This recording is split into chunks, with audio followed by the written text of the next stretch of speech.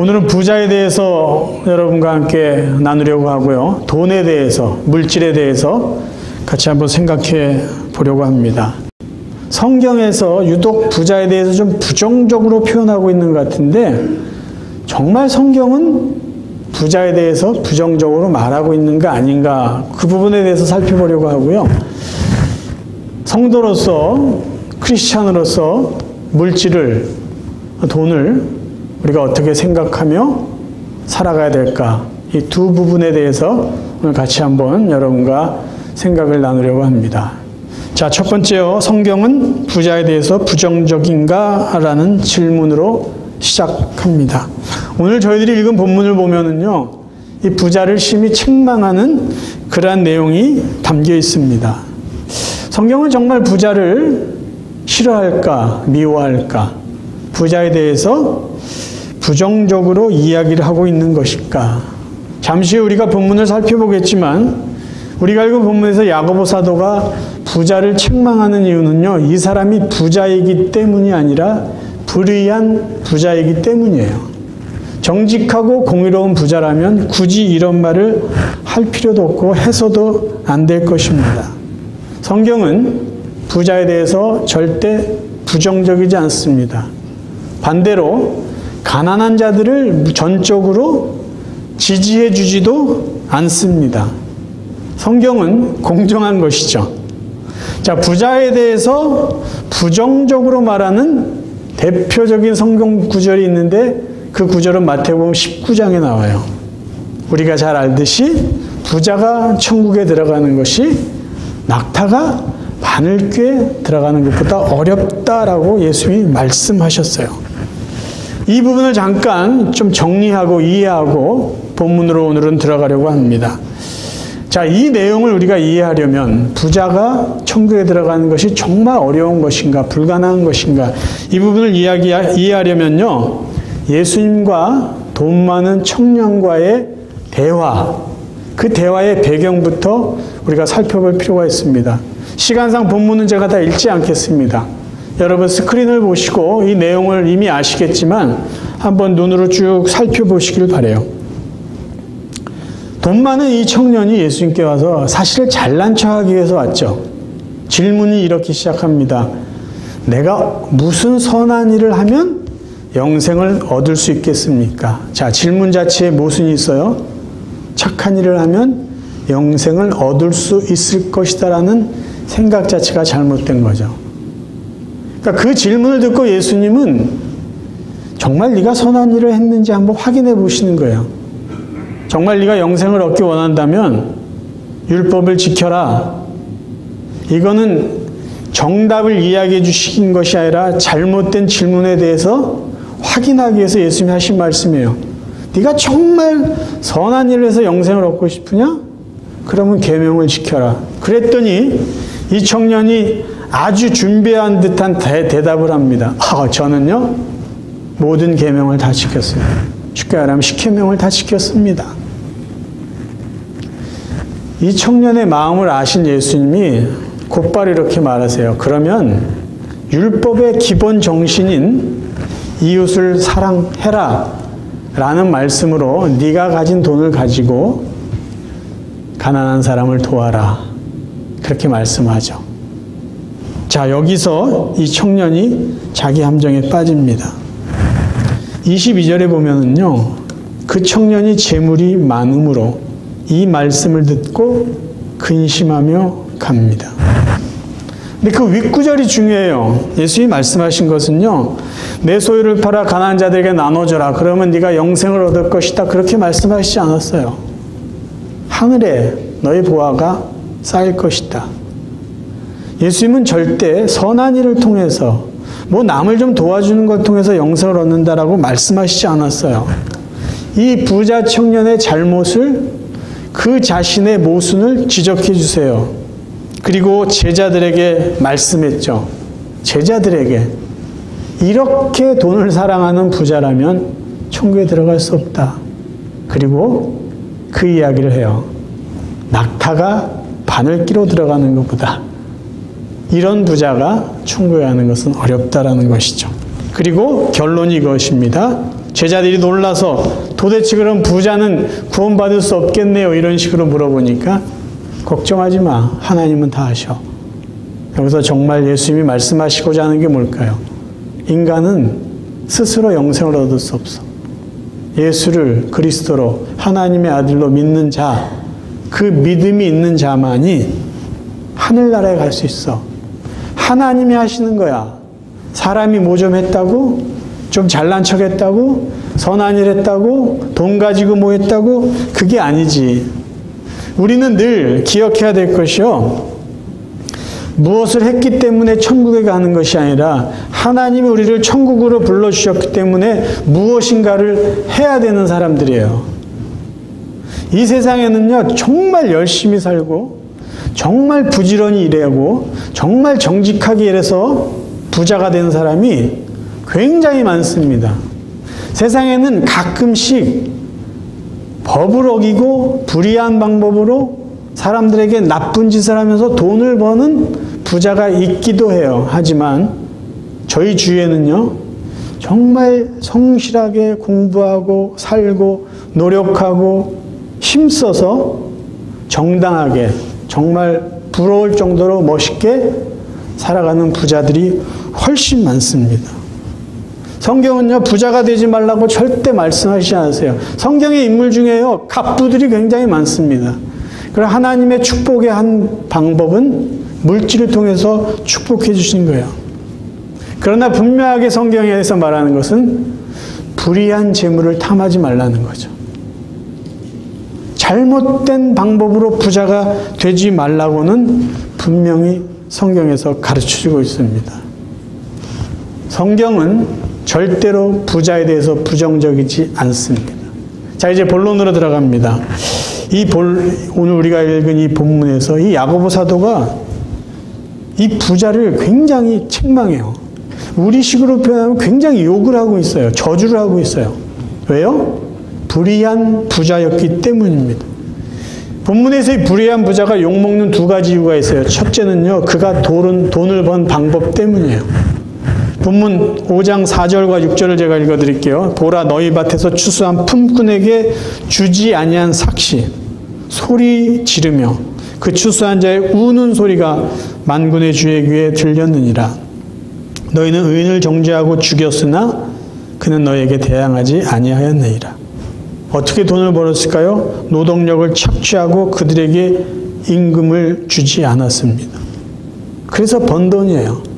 그리고요, 6절에 가면 이런 나쁜 부자가 어떤 짓을 했냐면요, 노동자들을 정죄하고 죽음에까지 이르게 내몰았어요.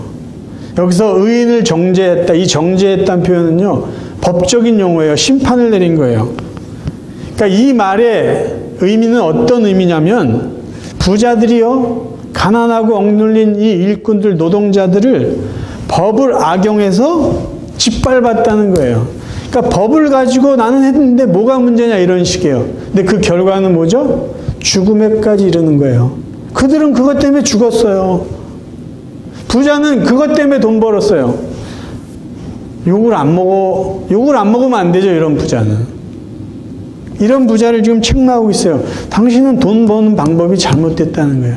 정직하지 않다는 거예요. 불의하다는 거예요. 두 번째, 이 불의한 부자가 욕을 먹어야 되는 이유는요, 그가 돈을 쓰는 방법 때문에 야단을 맞을 수밖에 없어요. 2절, 3절, 또 5절을 읽습니다. 너희 재물은 썩었고 너희 옷은 좀 먹었으며 너희 금과 은은 녹이 슬었으니 이 녹이 너희에게 증거가 되며 불같이 너희 살을 먹으리라. 너희가 말세에 재물을 쌓았도다. 너희가 땅에서 사치하고 방종하여 살육의 날에 너희 마음을 살찌게 하였도다. 오늘날과 초대교회 그 시대랑 비슷한 게 있는데요. 어떤 부의 상징은 그 시대는 곡식이었어요. 지금은 돈이었다면 그 시대는 곡물, 그 다음에 옷, 그 다음에 보석입니다. 금과 은. 옷이나 금과 은 비슷한 것 같아요. 그 시대나 지금이나. 근데 그때는 곡식이 많은 것이 부자의 어떤 상징을 의미하는 상징물이었죠. 근데 보세요. 이 불의한 부자가 자기가 갖고 있는 재물을 어떻게 썼냐면요, 곡식이 썩었습니다. 썩었어요. 옷은 좀 먹었어요. 그 다음에 금과 은이 녹이 쓸었다. 원래 금이나 은은 녹이 쓸진 않죠. 아마 변색된 것을 이렇게 표현한 것 같아요. 그러니까 조금 많은 거 그 정도가 아니라 너무 많이 쌓아둬가지고 곡식이 썩었어요. 옷이 너무 많아서 어디에 있는지도 몰라요. 옷이 좀이 먹었어요.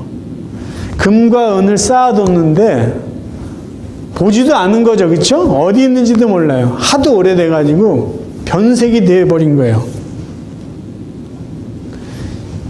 이 부자가 물질을 모아서 한 것은 그저 쌓아만 둔 것이에요.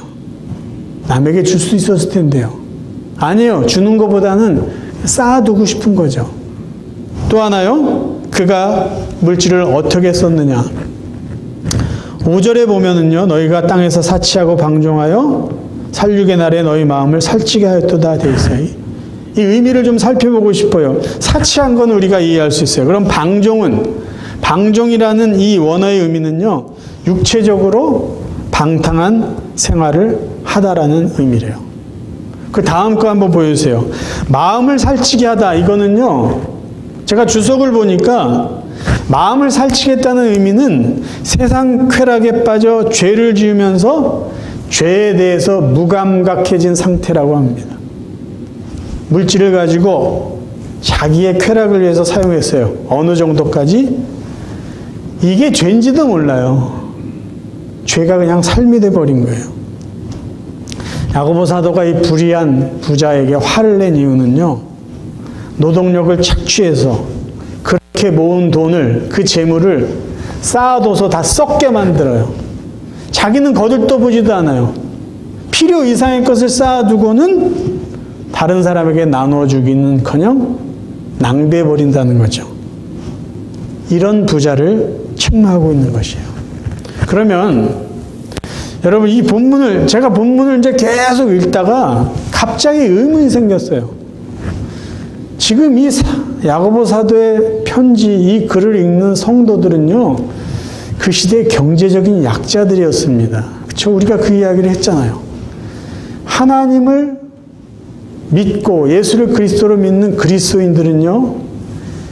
이방 땅에서 살기 어렵습니다. 왜냐하면 그 시대는요. 길드라는 노동조합에 들어가서 경제적인 활동을 제대로 하려면 그 조합원들끼리 우상을 섬기는 그 기본적인 활동에 동참을 해야 돼요. 그러니까 누구나 다 우상을 섬겼으니까. 그러니까 예를 들면 우리식으로 표현하면 제사 드리는 날이에요. 오늘은. 그럼 다 같이 가서 그 길드 조합에 합쳐진 거기에 결성된 사람은 다 같이 가서 우상에게 제물을 드리고 제사를 드려야 돼요. 근데 내가 그리스도인이라는 것 때문에 그런데 들 수가 없어요. 그렇게 할 수가 없어요. 그러니까 법적으로 어떤 보호를 받지도 못하고 도움을 받을 수도 없어요. 그러니까 구조적으로 그리스도인들은 그 시대에 경제적으로 약자들일 수밖에 없어요. 그게 교회에 모인 성도들이 살아가야 되는 어떻게 보면 굉장히 불편한 조건이에요. 그러니까 이 교회 안에는요, 지금 편지를 이렇게 읽을 때 그 교회 안에 불의한 부자도 없을 뿐만 아니라 정직하게 돈을 번 부자도 없어요. 혹시나 하고 제가 주석을 살펴봤더니 대부분의 학자들은요, 지금 야고보 사도가 책망하는 부자는 그리스도인이 아닌 난 크리스찬, 세상 사람들이다 라고 이야기를 해주고 있습니다. 그러면 지금 야고보 사도는 가난한 성도들을 두고 왜 이 글을 보내고 읽으라고 했을까요? 아니요. 이 말을 들어야 될 부자는 없고 들어도 별로 효과도 없는 그런 가난한 성도들에게 왜 부자를 지금 책망하고 있을까요? 한참 고민을 했어요, 제가. 결론은 이겁니다. 앞으로 부자가 될 이 성도들을 위해서 어떻게 부자가 돼야 될지, 부자가 돼서 어떻게 살아야 될지를 지금 가르쳐주고 있는 것이에요. 이 성도들이 부자이기 때문에 부자에 대한 이야기를 하는 것이 아니라 가난하지만 부자가 될 것을 기대하면서 축복하면서 좋은 부자, 선한 부자, 정직한 부자가 되라고 이 이야기를 하고 있다라는 것이에요. 자, 신명기 이야기를 잠깐 하겠습니다. 하나님께서 모세에게 가난한 사람을 돕는 법을 명령하셨어요. 아주 구체적인 방법이에요. 저는 이 구절을 참 좋아합니다. 신명기 24장 19절부터 제가 읽어드릴게요. 네가 밭에서 곡식을 벨 때에 그 한 뭇을 밭에 잊어버렸거든 다시 가서 가져오지 말고 나그네와 고아와 과부를 위하여 남겨두라. 그리하면 내 하나님 여호와께서 내 손을 하는 모든 일에 복을 내리시리라. 네가 감람나무를 떤 후에 그 가지를 다시 살피지 말고 그 남은 것은 객과 고아와 과부를 위하여 남겨두며 네가 네 포도원의 포도를 딴 후에 그 남은 것을 다시 따지 말고 객과 고아와 과부를 위하여 남겨두라. 너는 애굽 땅에서 종되었던 것을 기억하라. 이러므로 내가 내게 이 일을 행하라 명하노라. 가난한 사람을 돕는 아주 효과적인 방법을 하나님이 가르쳐 주셨어요. 밭농사를 지어요. 여기가 밭이라고 생각해요. 그러면 수확물을 거둘 때 저쪽 끝부분은 그냥 놔두라는 거예요. 그냥 놔두래요. 왜요? 나그네들이 고아 과부처럼 어려운 사람들이 지나가면서 그거 따먹게 하기 위해서. 그러니까 그 사람들도 미안하지 않게 하기 위해서 모른 척하고 놔두라는 거죠. 주는 사람 표시도 하지 말고 가져가는 사람 이렇게 무안하지도 않게. 얼마나 지혜로운 방법이에요. 포도밭에 포도를 딸 때도 그냥 저쪽 구석에 있는 거는 그냥 놔두라는 거예요. 가난한 사람들이 그냥 자연스럽게 따먹을 수 있게. 근데 여러분 보세요. 지금 이 말씀을 이스라엘 백성들에게 명령하실 때 이스라엘 백성들이 어떤 상태에 있었죠? 그들이 밭농사를 졌습니까? 포도원을 가꿨습니까? 감람나무를 심고 수확했습니까? 아니에요. 지금 이스라엘 백성들은 광야에 있었어요. 아직 그들은요, 가나안 땅에 들어가지도 않았고 밭농사도 짓지 않았고요, 과수원이 뭔지도 몰랐던 그 상태였어요. 근데 왜 하나님이 먼저 미리 이 이야기를 하셨을까요?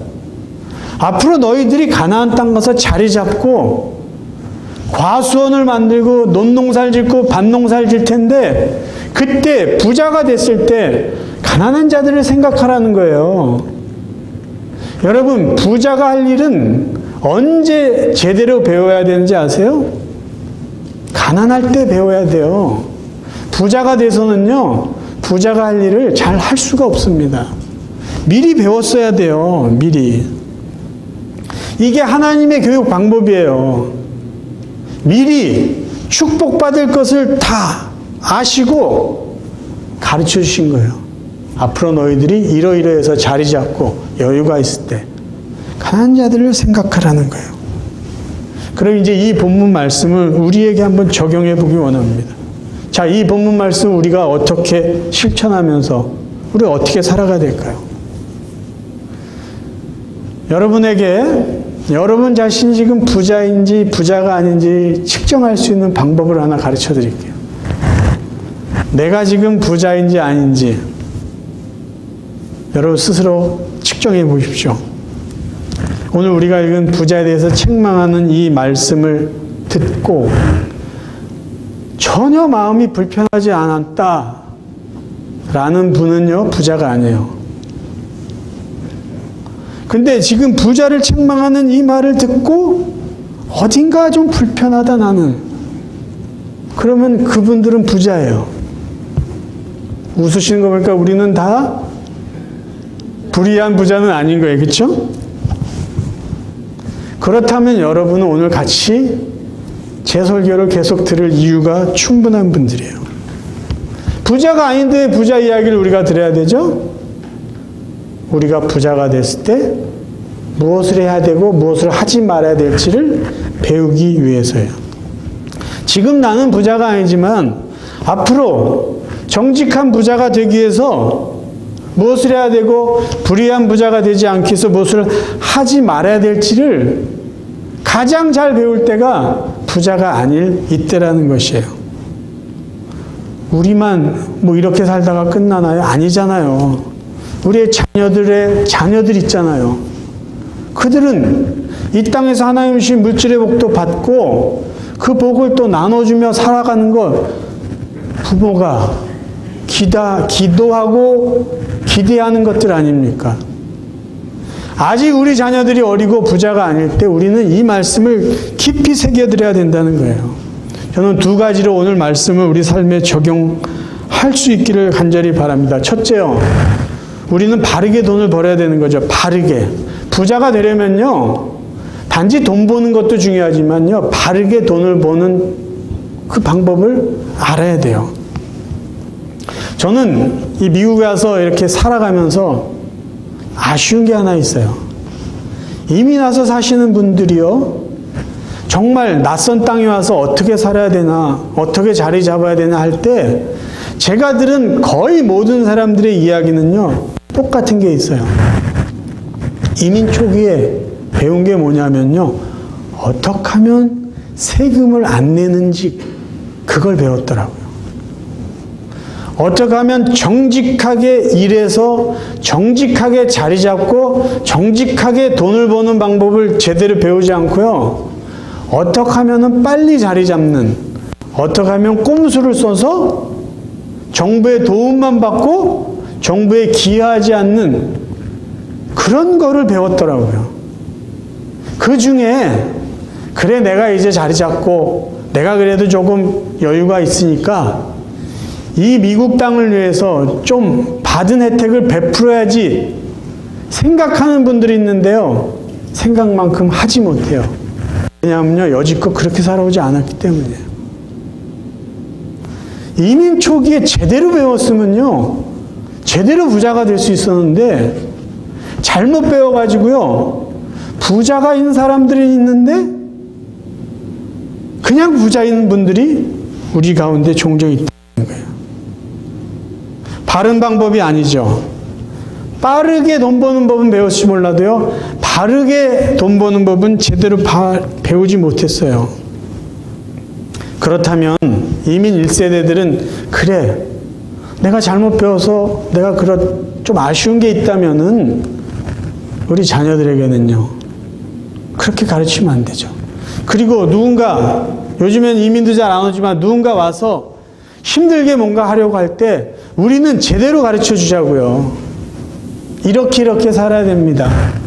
이렇게 사는 게 지금 힘들지만 나중에는 그게 가장 옳은 방법이고요. 그게 성도답게 사는 것입니다.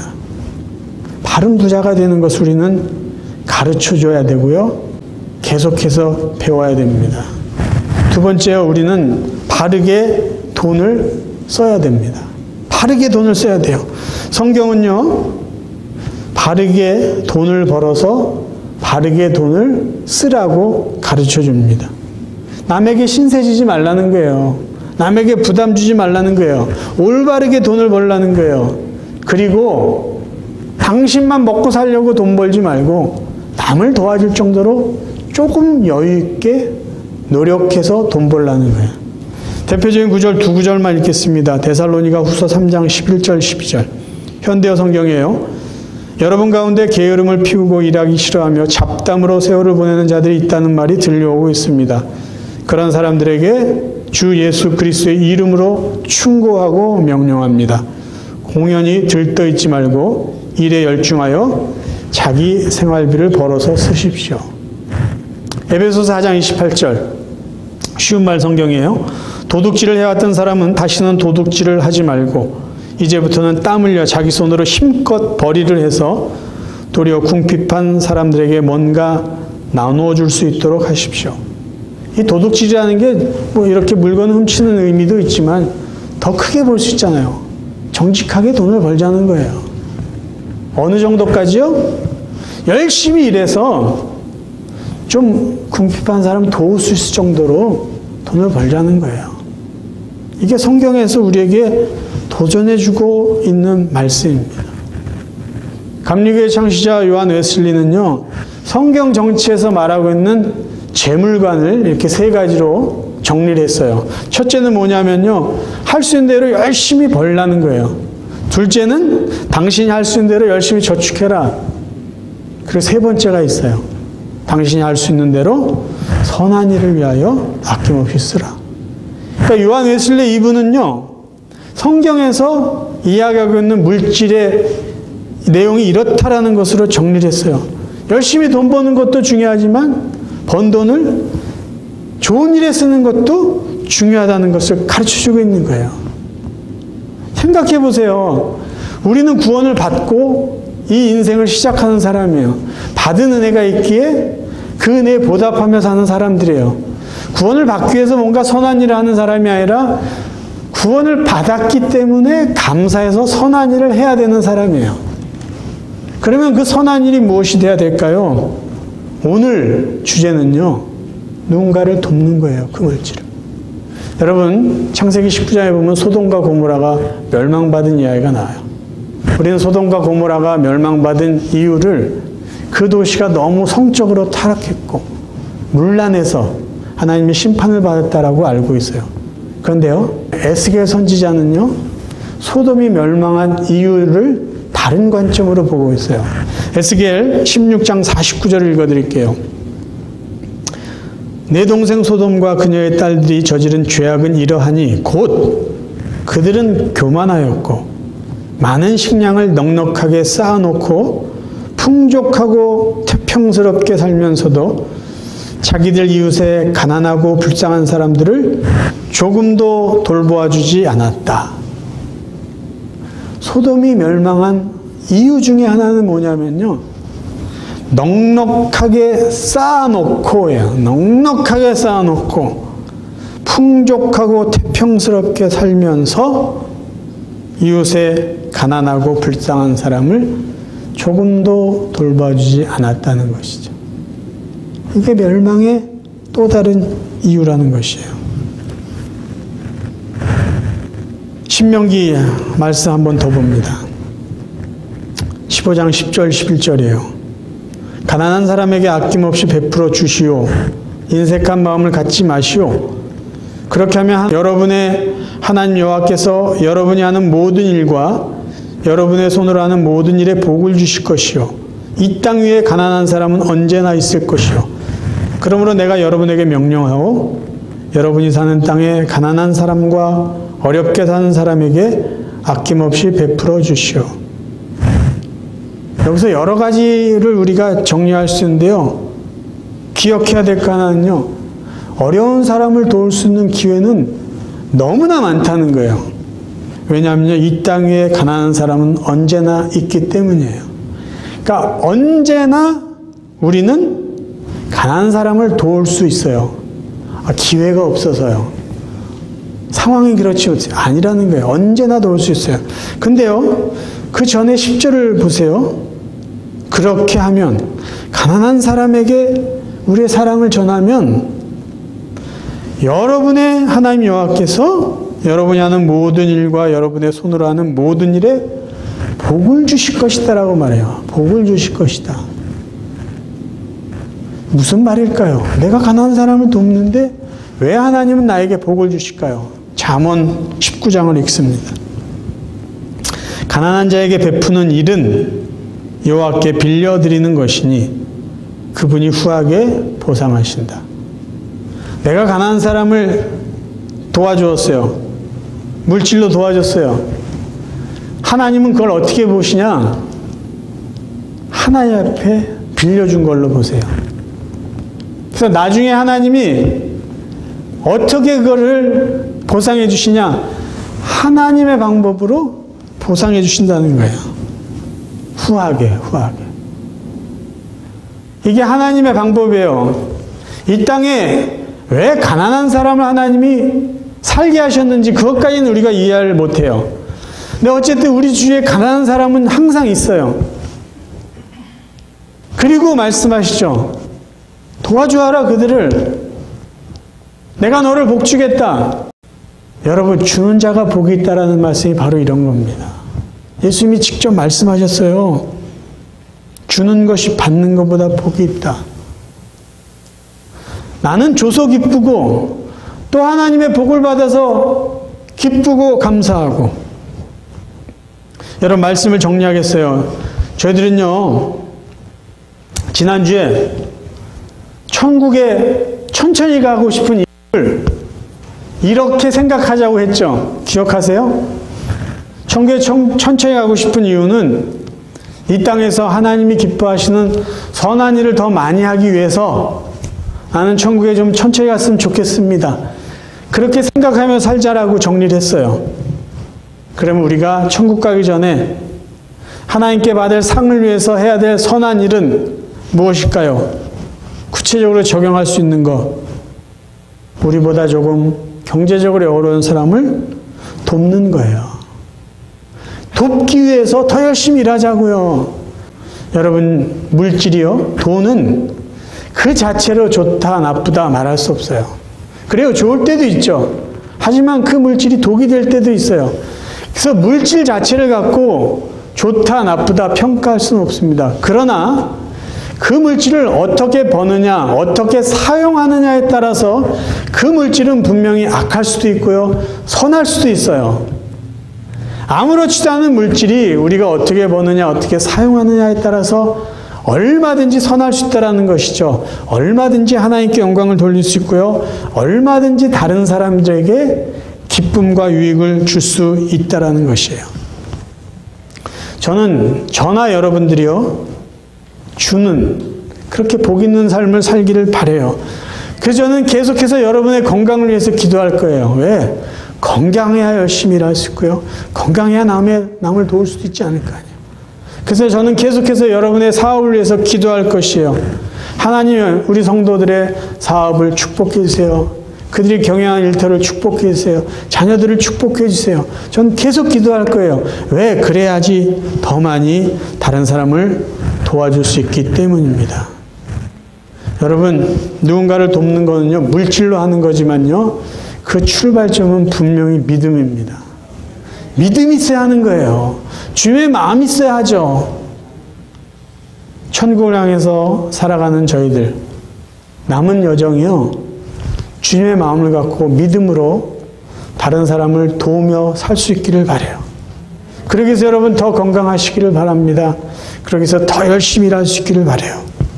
그래서 여러분의 삶의 현장에서 여러분의 것을 가지고 주위에 있는 사람들, 어려운 사람들을 여러분의 물질로 돕고 나누어주고 베풀어주는 정말 복 있는 삶을 살아가는 여러분 되시기를 주님의 이름으로 축원합니다.